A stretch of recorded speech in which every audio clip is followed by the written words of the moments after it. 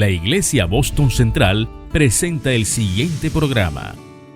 Quiero hablarles acerca de Abba Padre. En esta serie, Mi Dios es, básicamente describe los nombres revelados al pueblo de Dios y a unos hombres comunes y ordinarios que recibieron un llamado extraordinario. Amén. Y que fueron conmovidos luego de haber conocido y ser revelados el nombre de Dios en diferentes circunstancias, en diferentes situaciones adversas de la vida, en medio de la cotidianidad, cómo esos nombres marcaron para siempre la vida de un pueblo y la vida de aquellas personas que tuvieron un encuentro con Dios. Y estos nombres han sido transmitidos de generación en generación. Y es por eso que hay un sinnúmero de nombres en cómo llamamos o cómo nos dirigimos a Dios. Pero cada uno de esos nombres tiene un significado importante que marca para siempre el corazón de aquel quien vive aquella revelación de ese nombre. Las Escrituras nos revelan diferentes nombres de Dios, pero al mismo tiempo con el fin de demostrarnos que tenemos un Dios cercano, que tenemos un Dios personal, que tenemos un Dios fiel que está con nosotros y el cual no es ajeno ni indiferente a las circunstancias por las cuales nosotros podemos atravesar. Y cada uno de esos nombres se traduce en diferentes realidades para aquel que lo recibe. Entonces, recordamos también que los nombres en la Biblia marcaban algo importante, tenían un significado trascendental e indicaban el propósito de una persona. Por ejemplo, podemos encontrar nombres que de alguna manera significaba y daban a entender el carácter de esa persona que recibía cualquier nombre, ¿cierto? Y que inclusive también nos decía la reputación misma de esa persona. Podemos, por ejemplo, ubicar a Jacob, ¿cierto? ¿Qué significa Jacob? Engañador. Pero más adelante Jacob vivió un encuentro con Dios y fue llamado Israel, que significa el que lucha con Dios. Asimismo, también más adelante podemos ver en el Nuevo Testamento cómo Jesús también se refería a algunos de sus discípulos. Creo que el que más me impacta a mí profundamente es cuando llama a Santiago, ¿verdad? Y a Juan como los hijos del trueno, que significaba que Santiago y Juan no eran entonces cualquier persona, ¿verdad? Eran personas que se caracterizaban porque tenían un carácter fuerte. Aquellas personas que tenían un carácter enérgico y que eran impulsivos. Por algo eran los hijos del trueno. En una ocasión dijeron a Jesús: Señor, que descienda fuego y que consuma a unas personas.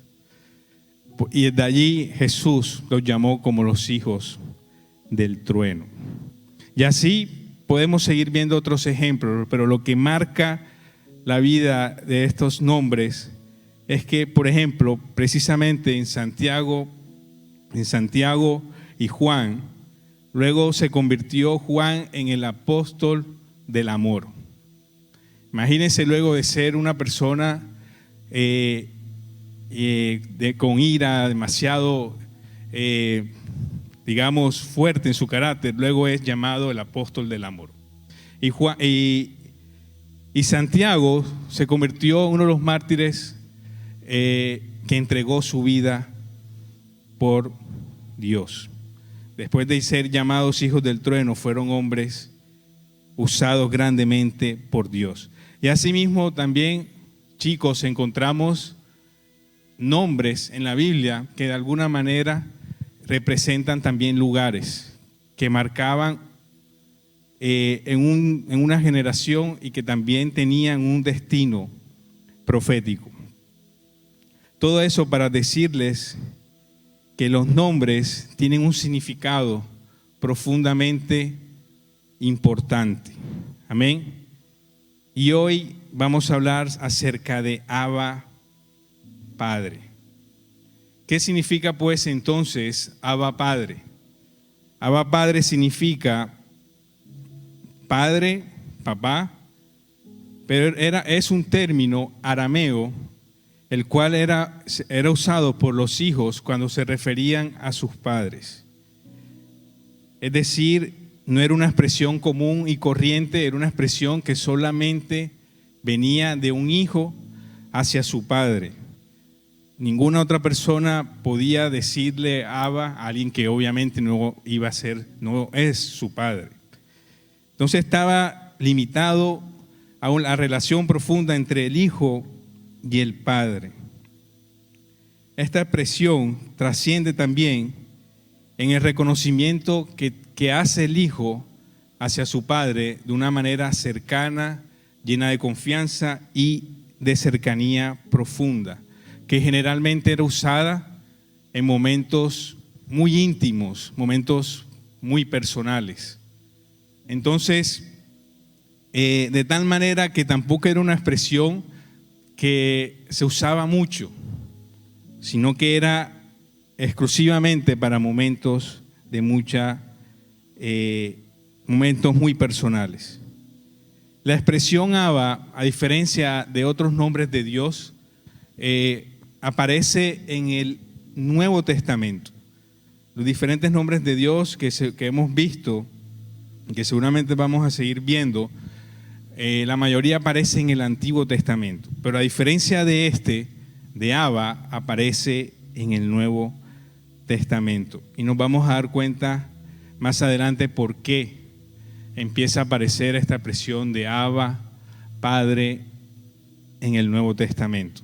Quiero que me acompañen, por favor, en el libro de Romanos, capítulo 8, versículo 15. Pues no habéis recibido el espíritu de esclavitud para estar otra vez en temor, sino que habéis recibido el espíritu de adopción por el cual clamamos Abba Padre. Vamos a repetir todos esa última frase al mismo tiempo, 1, 2 y 3. Por el cual clamamos Abba Padre. Vamos a hacerlo otra vez. Por el cual clamamos Abba Padre. Entonces, la expresión Abba Padre solo estaba directamente relacionada con aquellos que tenían la posición legítima de ser hijos. Por eso en la cultura judía, como les decía, no cualquiera podía referirse a alguien como Abba. Imagínense que alguien que no fuera su padre le llamemos Abba, inmediatamente eso era un insulto. Inmediatamente eso era algo mal visto, que inclusive podría ser hasta grosero. Entonces, solamente aquellos que tenían la calidad legítima de hijos podrían llamar al Padre Abba. ¿Cierto? ¿Quiénes acá son abogados o están estudiando Derecho? ¿Quiénes más? Sin miedo, sin miedo. ¿Quiénes son abogados o están estudiando Derecho? Bueno, 2, 3, 4. Seguramente muchos de ustedes, los que han estudiado Derecho, conocen de una materia que se llamaba o que se llama Derecho Romano. ¿Cierto? ¿La conocen? Ok, ellos saben a qué me refiero. Derecho Romano, para darles en contexto, es para mí una de las materias más importantes porque digamos que es el génesis del derecho actual. Es el derecho civil actual. el derecho derecho civil personas actual, civil bienes actual, que tuvieron su origen en el marco del derecho romano, hace muchos años atrás. Y recuerdo yo en mi cátedra de Derecho Romano que había un profesor que el examen final era definir lo que es la obligación en latín. Imagínense esa locura. Apurado entendíamos algunas cosas de Derecho Romano y el profesor nos decía, no, el examen final es que definas la obligación en latín. ¿Cierto? Y recuerdo que muchos no les iba tan bien, muchos, porque también era un tema de pronunciación, ¿cierto? Pero todo eso para decirles a continuación que cuando Pablo se refería en Romanos 8:15, siendo Pablo un erudito de la ley y también conocedor del derecho romano, habló primeramente de la esclavitud. En el derecho romano, el esclavo no era sujeto de derechos ni obligaciones. Era visto y catalogado como una cosa, o también llamada res. Y el esclavo no tenía la más mínima oportunidad de ser persona, ni ser escuchado como persona, sino que era sometido profundamente a horas excesivas de trabajo, de tal manera que inclusive habían esclavos que pasaban su vida haciendo eso, y hasta la misma muerte los sorprendía siendo esclavos. Y meditaba en esta palabra de Romanos, y el Señor me recordaba que si bien la única manera de que una persona deje de ser esclavo es que sea libertada. Amén. Es que sea libertada. Y en el derecho romano, los esclavos, una vez que eran libertados, se llamaban libertos. Esto era algo que no ocurría siempre. Obviamente el amo no va a decir, desde hoy vas a dejar de ser esclavo. Desde hoy estarás en libertad. Desde hoy dejarás de hacer las cosas que venías haciendo y empezarás a ser un ciudadano. Pero en el derecho romano había tres maneras de poder, libertar a un esclavo. Y este trámite se llamaba manumisión. Y las tres maneras eran, primero, a través de vindita, que era ante un magistrado, llegaba el esclavo con su amo, y por la vía del magistrado lo declaraban libre. Segunda forma, a través de la inscripción en el censo, es decir, el amo libre voluntariamente escribía a su esclavo en el censo de los nuevos ciudadanos romanos. Y por último, a través del testamento. El amo podía escribir en el testamento, una vez muriera, declarar libre al esclavo. Entonces, si cualquiera de estas formas, el esclavo podía ser libertado y podría ser un ciudadano con derechos, sujeto de derechos y de obligaciones ante la sociedad romana. Pero cuando el apóstol Pablo expresa en el capítulo que acabamos de leer, en el versículo Romanos 8:15, nos revela que para tener la posición de hijo, antes tenemos que haber sido libertados. Amén. Repita conmigo, hijos de libertad. Es decir, para nosotros entender y poder llamar a Dios como Abba Padre, como querido papá, querido Padre, antes tiene que haber un acto de libertad para ser llamados también hijos de libertad. Y en Romanos 8:15, Pablo, conocedor de la ley, también nos revela algo profundamente impresionante. Nos revela que nosotros hemos recibido el espíritu de adopción, que nosotros como hijos que antes éramos esclavos, que no teníamos la más mínima oportunidad para acceder al trono de la gracia de Dios, somos vinculados como hijos a través del espíritu de adopción. Y antes éramos hallados esclavos por el pecado y destituidos de la gloria de Dios. Pero gracias al sacrificio de Jesús, hoy somos llamados hijos por adopción. Ahora bien, vayamos otra vez al caso del esclavo. El esclavo, ya vimos que a través de esas tres formas podía ser hallado libre, podía ser hallado como persona.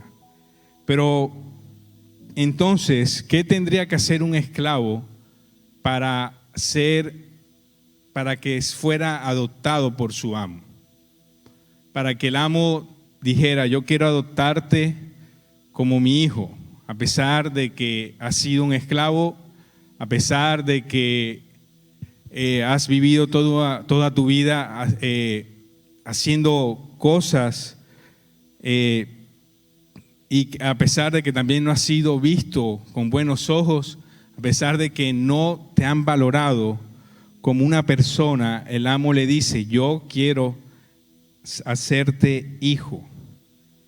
¿Y cuál es la manera de poder entonces un esclavo, luego de ser liberado, ser hijo? ¿A través de la qué? De la adopción. Muy bien los que dijeron adopción. A través de la adopción. Y por eso es que Pablo menciona el espíritu de la adopción. Por eso Pablo se refiere a este acto de la adopción, porque era la única manera de poder luego ser vinculados como hijo. Entonces, miren la cantidad de cosas por las que en Roma un esclavo tenía que pasar para ser llamado luego un hijo adoptivo. Primero tenía que ser liberado y segundo tenía que ser adoptado. ¿Cierto? Pero lo más impresionante de todo esto es que si bien el amo podía simplemente conceder la libertad a su esclavo, también podía negar la posición de ser hijo. Cuando un amo, imagínense en el derecho romano, iba a permitir que un esclavo fuera catalogado como un hijo. Es decir, cuando alguien que no era visto, que era visto también como una cosa, luego iba a ser un hijo que iba a pertenecer a una familia. Recuerden que en el derecho romano, en el derecho romano el padre se llamaba el paterfamilia. El paterfamilia, al final de cuentas, podía permitir que aquel esclavo se convirtiera en su hijo, y además de eso, además de ser ciudadano romano, iba a tener una serie de posiciones como hijo.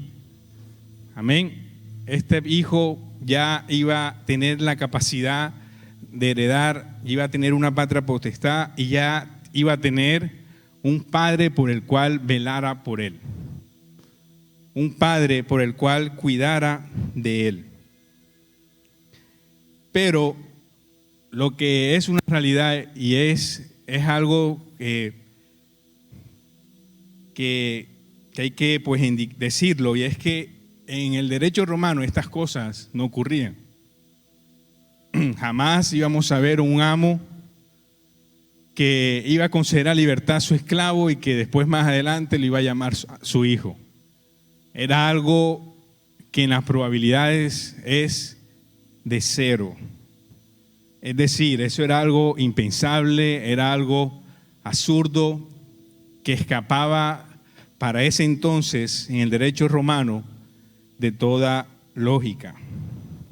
La realidad es que ese esclavo éramos nosotros. La realidad es que ese esclavo un día fue libertado y un día también fue adoptado por Dios. La realidad es que la vida de ese esclavo puede ser perfectamente la de nosotros. Puede ser perfectamente la mía o la tuya. Y no solamente con esta realidad de ser adoptados como hijos, no solamente fuimos liberados de la esclavitud, del pecado, sino también dejamos de ser huérfanos. Dejamos de ser huérfanos. Repita conmigo, no somos huérfanos. No somos huérfanos. Desde luego sabemos que la orfandad significa algo doloroso y difícil de superar. La orfandad marca la vida de un hijo para siempre, y no solo cuando un padre muere, sino que también podemos hablar de orfandad cuando hay una ausencia de un padre. Es un momento muy difícil. Es un momento muy difícil en el cual marca la vida de un hijo para siempre. Y cuando somos huérfanos, somos vulnerables a tomar decisiones incorrectas. Somos vulnerables a tomar caminos que no son correctos. Y empezamos a sentirnos lejos de Dios, empezamos a tener un corazón sin dirección y sin rumbo. Y empezamos entonces a tener heridas profundas que también nos van a ir distanciando de lo que Dios quiere para nosotros. Pero tengo una buena noticia. Además de que somos liberados de la esclavitud, no somos huérfanos. No somos huérfanos. Porque el Señor cuida cada paso de nosotros y además promete estar con nosotros. Quiero que me acompañen en Salmo 68. Padre de huérfanos y defensor de viudas, es Dios en su santa morada. Cuando nos referimos a Dios como Abba Padre, tenemos la seguridad de que primero somos hijos de Dios y que nunca más seremos huérfanos. Amén.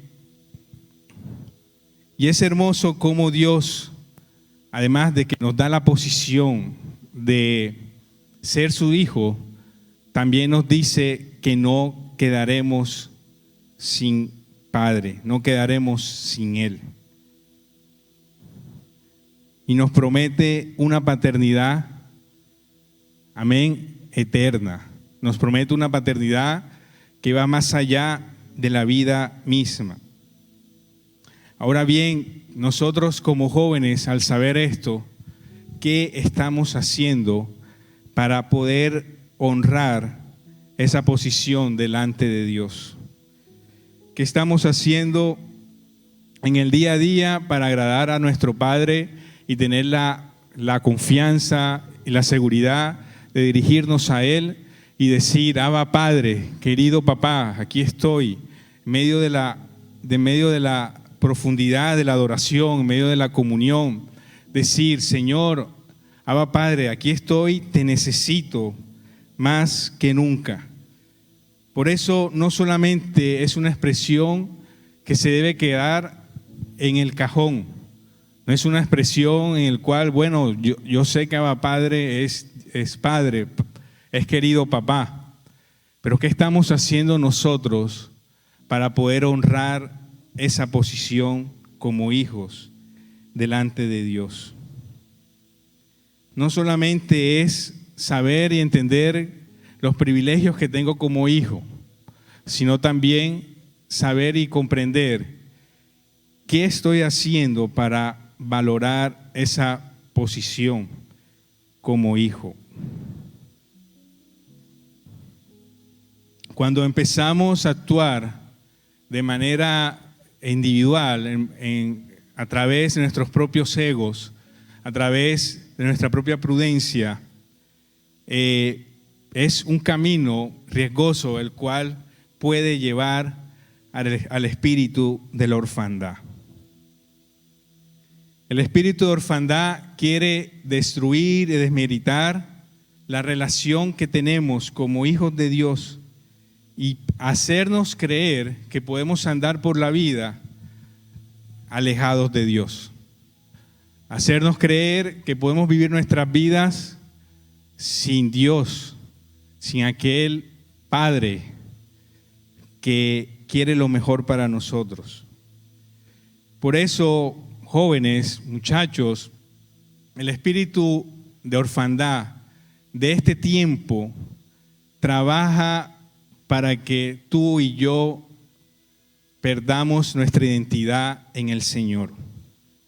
Trabaja para que tú y yo no podamos entender el amor de Dios para nosotros como hijos.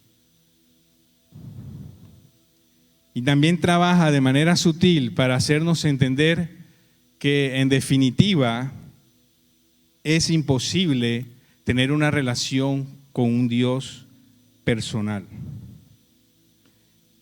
Que es imposible tener una relación con un Dios que aparentemente está lejano.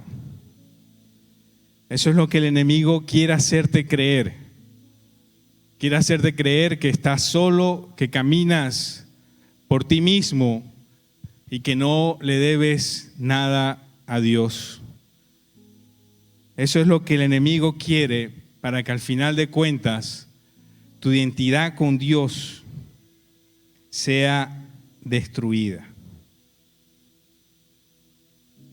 Sin embargo, el Señor hoy nos recuerda que tenemos el privilegio de ser hijos de Dios y que también hoy todos los que estamos aquí somos esa generación que dice afuera, que le dice a todos que es posible conocer a Dios, que es posible tener una relación personal con Dios, que es posible acercarse al Dios Altísimo y decirle: Abba Padre, que es posible conmover el corazón de Dios. Por eso todos los que estamos aquí hoy deben entender y comprender que somos esa generación escogida para agradar a Dios, para entregarle todo a Dios. Por eso, al mismo tiempo, debes entender que al ser esa generación también tendremos luchas y batallas. Por eso somos la generación que entrega todo por Dios. Somos esa generación que, a pesar de la presión social, a pesar de las influencias, dice: Señor, yo te sigo por encima de todo.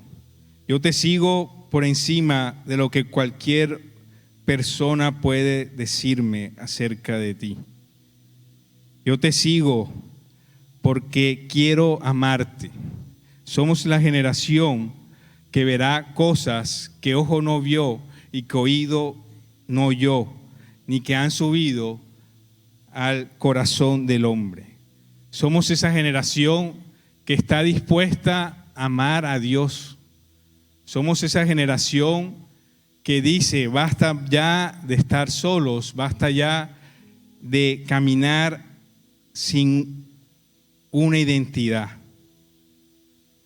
Quiero contarles algo. En algún momento de mi vida, yo crecí en un hogar cristiano, crecí en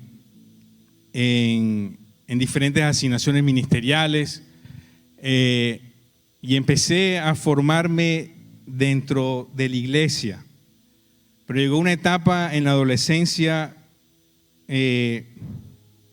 donde empecé a preocuparme tanto por las asignaciones, a preocuparme tanto por las posiciones ministeriales y demás, y empecé a dejar a un lado a Dios. Es decir, mi corazón estaba profundamente inclinado al servicio, pero al Dios del servicio no. Es decir, servía a Dios y al mismo tiempo podía estar alejado de Dios, porque mi corazón estaba distante, porque me costaba buscar a Dios, porque me costaba tener esa cercanía con Dios en medio de en una intimidad profunda. Y con el paso del tiempo empezaron a darse cosas en mi vida muy buenas, pero a partir de esos momentos mi corazón también se empezó a alejar más de Dios. A partir de esos momentos empecé a andar en mi propio caminar, empecé a tomar decisiones en el cual no consultaba a Dios, en el cual inclusive personas me decían, no hagas esto, no hagas lo otro. Personas que también Dios me advertía para no tomar malas decisiones. Sin embargo, mi corazón estaba alejado de Dios, no tenía en ese momento una identidad propia hacia Dios y empecé a tomar decisiones equivocadas. Empecé a tomar decisiones que marcaron mi vida y que también de alguna manera atrasaron el propósito que Dios tenía o tiene para mí. Es importante que nosotros entendamos, hay acciones y decisiones que pueden adelantar al propósito que Dios tiene para nuestras vidas, o hay decisiones que pueden estancar lo que Dios tiene para ti. Por eso debemos comprender que nuestro corazón siempre va a estar al lado del Padre. Nuestro corazón no puede estar al lado de cosas que al final del día van a producir fatiga, van a producir ansiedad, van a producir temor. Y más adelante en mi vida aconteció que tuve un accidente de tránsito en el cual estuve, digamos, que a muy poco de estar comprometido con mi vida.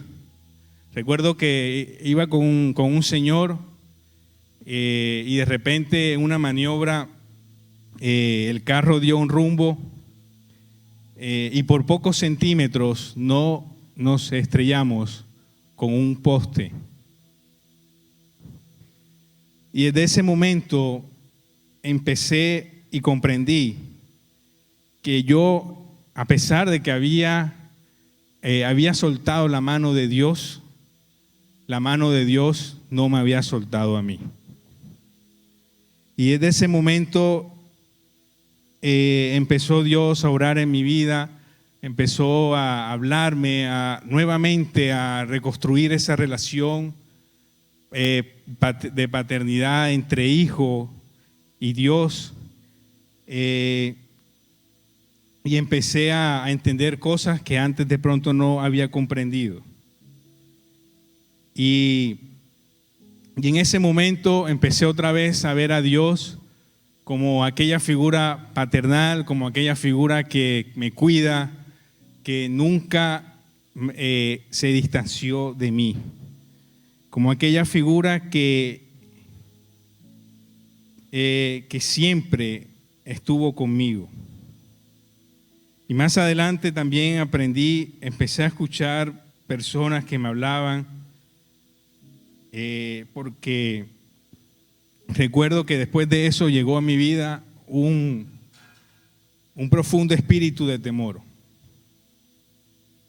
O sea, yo no quería salir a las calles por lo que me pasó. No quería volver de pronto a manejar, etcétera, etcétera. Y Dios empezó a poner personas que hablaran a mi vida.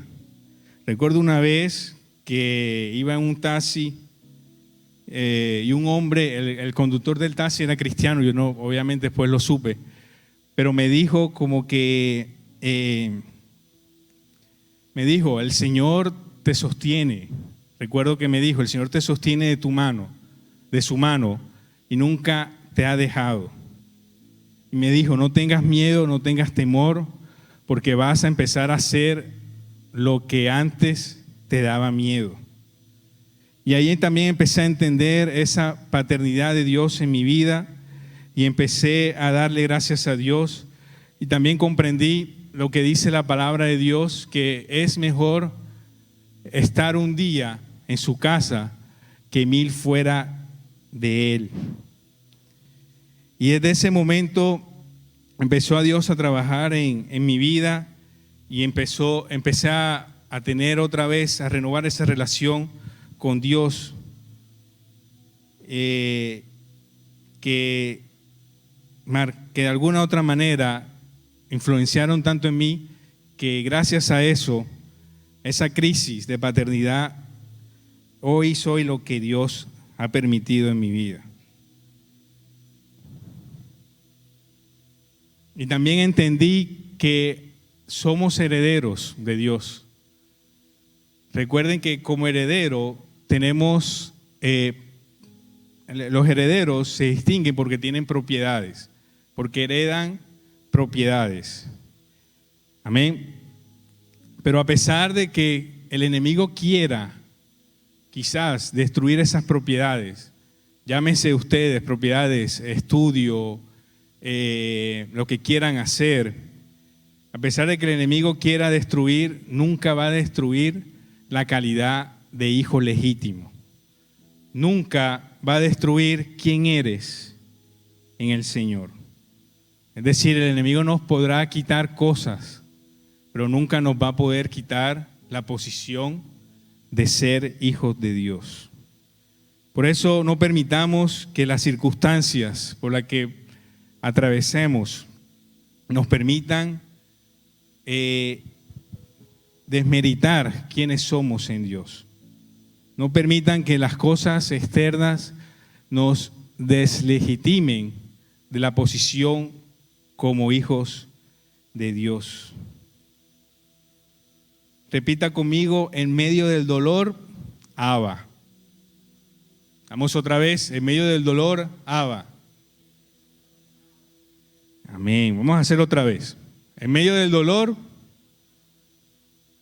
ustedes que no comieron. En medio del dolor, Abba. Vamos a leer Marcos 14:36. Y decía, Abba, Padre, todas las cosas son posibles para ti. Aparta de mí esta copa, mas no lo que yo quiero, sino lo que tú. A mí me sorprende profundamente cómo Jesús, horas antes de ser crucificado, horas antes de entregar su vida por nosotros, no renegó nunca de Dios, no renegó nunca de la posición que tenía como hijo, no renegó nunca de huir inclusive de lo que tenía que hacer y de su posición como hijo. Jesús, siendo hijo de Dios, experimentó la soledad y el dolor antes de ser crucificado. Pero en la noche más oscura, Jesús no abandonó nunca su posición como hijo. En la noche más oscura, en la crisis más difícil que alguien pueda atravesar, Jesús nunca pensó por un momento de desistir. Y en medio de ese momento difícil es cuando expresa ese nombre, Abba, Padre, querido Dios, querido papá.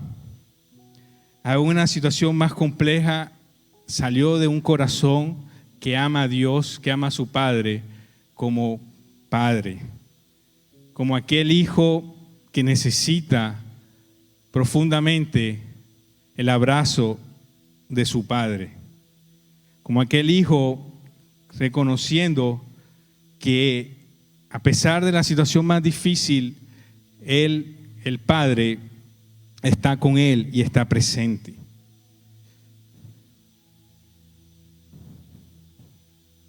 Entonces, esa expresión que dijo Jesús en medio de esos momentos tan difíciles no fue la expresión más distante, ¿verdad? Sino que fue la expresión más cercana con el Padre. En medio del dolor, reconoció que lo único importante era ser hijo, que lo único importante era su identidad como hijo y su calidad como hijo. Por eso, en medio de las situaciones difíciles, aún en las crisis de fe más fuertes que podamos estar atravesando, el corazón de un hijo siempre va a buscar agradarle y seguirle. Siempre de un corazón de un hijo va a salir la expresión Abba Padre. No solamente es una expresión de adoración profunda o de confianza estrecha con Dios, también es una expresión en la cual significa: aquí te entrego todo, aquí estoy, y lo único importante es que soy tu hijo. ¿Cuántos hoy están pasando por situaciones difíciles y se atreven a decir en medio de esa situación compleja, Abba Padre? ¿Cuántos van delante de Dios y dicen: Señor, te necesito en medio de mi dolor, te necesito y tú sigues siendo mi Padre? Que en medio del dolor dicen: Señor, te elijo a ti todos los días, a pesar de que hoy no entienda por lo que esté pasando. Te elijo a ti todos los días, a pesar de que hoy quizás las cosas no están saliendo tan bien como quiero. Te elijo a ti todos los días para agradarte por encima de cualquier cosa. Eso es lo que precisamente el Señor quiere de nosotros. Quiere que en medio de todo Él siga siendo nuestro Padre. Que en medio de cualquier cosa nosotros tengamos la convicción y la plena seguridad de que Él está con nosotros. Y nosotros tenemos la obligación de cuidar esa relación. No es más nadie, eres tú. No son tus padres, no es el líder de la iglesia. Eres tú quien debes cuidar y valorar esa relación con Dios. Eres tú quien debes cultivar esa relación día a día y entender cuáles son los planes que Dios quiere para ti. Entender que somos hijos aceptados, pero que también como hijos debemos parecernos al Padre. Como hijos debemos hacer lo que el Padre hace. Entonces, la expresión Abba no debe ser una expresión en el cual comúnmente la digamos siempre, sino en los momentos más difíciles. Porque también es importante entender que Dios merece toda la adoración. Y hay momentos en los cuales también debemos agradar a Dios. Es decir, no caer continuamente en estar llamando a Dios como Abba Padre, y nuestras acciones dicen, como hijos, dicen cosas diferentes. Que nuestras acciones reflejen la intimidad y la profundidad de poder acercarnos a Dios y decirle: Señor, tú eres mi Padre. Señor, tú eres suficiente para mí. Señor, sin ti, Padre amado, no sé qué hacer. Es una relación de dependencia total. Es una relación en la cual nosotros cada día decidimos elegir a Dios y depender especial y exclusivamente de Dios. Así como Jesús horas antes de ser crucificado, sabía que no era en sus fuerzas, a pesar de que era hijo de Dios, que no era en sus fuerzas, sino en su identidad como hijo delante del Padre. Quiero que te coloques de pie. Vamos a empezar a adorar a Dios. Empezar a darle gracias a Dios. Y allí en medio de la intimidad donde estás, empieza a meditar y empieza a decirle: Señor, te necesito, Padre. Empieza a decirle: Abba, eres lo más grande para mí. Abba, te necesito como nunca antes. Querido papá, te necesito. Empieza a adorar a Dios, empieza a hablar con tu Padre allí donde estás. Si quizás no lo habías hecho, este es el tiempo para hacerlo. Este es el tiempo para que estés tú delante del Padre y empieces a derramar un corazón que adora y que respira por Dios. Empieza a adorar a Dios. Tu amor por mí es tan sorprendente. Me siento tan mimado por ti. Oh, y es tan bello saber que soy hijo y que tengo un lugar en tu mesa. No hay nada Soy digno, Señor. Soy digno de ti, Dios. Me llamaste, Señor, para ser hijo. Me invitaste a tu mesa, Dios. Y hoy puedo decir, Dios, que no hay barreras, Padre amado, para ceder delante de ti, Señor. Gracias, Señor, por tu paternidad, Dios. Primero, con amor verdadero.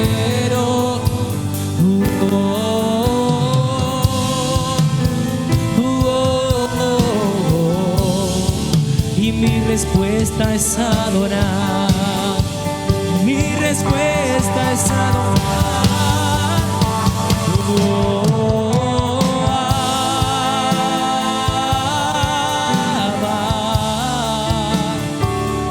Tu amor nunca falla, siempre me abraza. Tu amor siempre me abraza. Tu amor nunca falla, Dios. Eres fiel, Señor. Has permanecido fiel, Señor.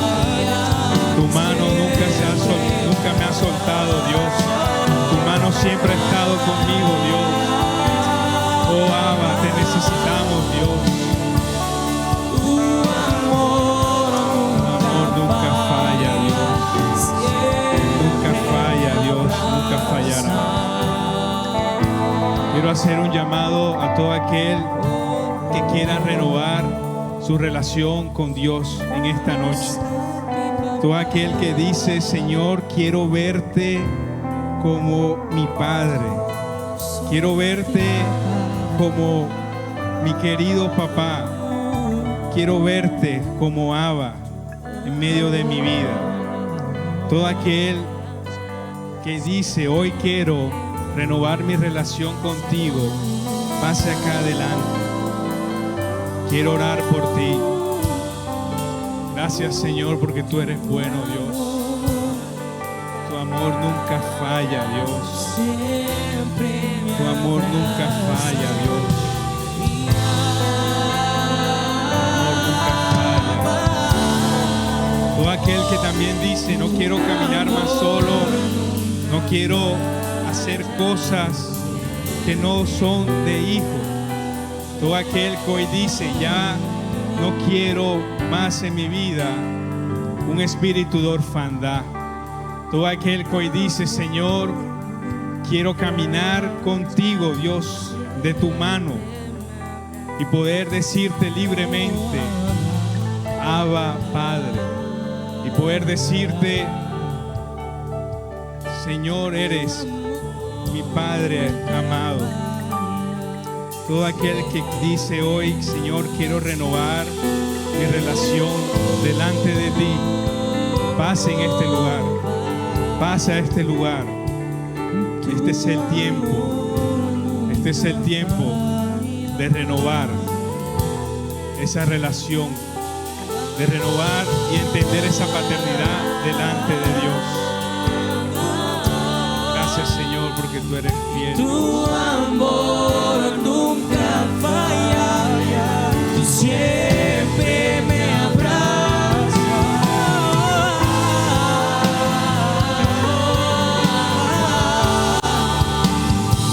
Y tu amor nunca falla, siempre me abrazas.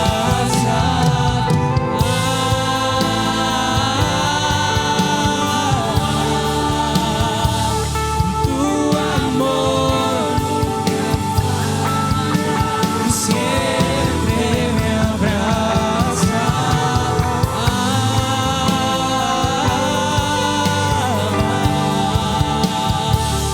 Tu amor nunca falla, siempre.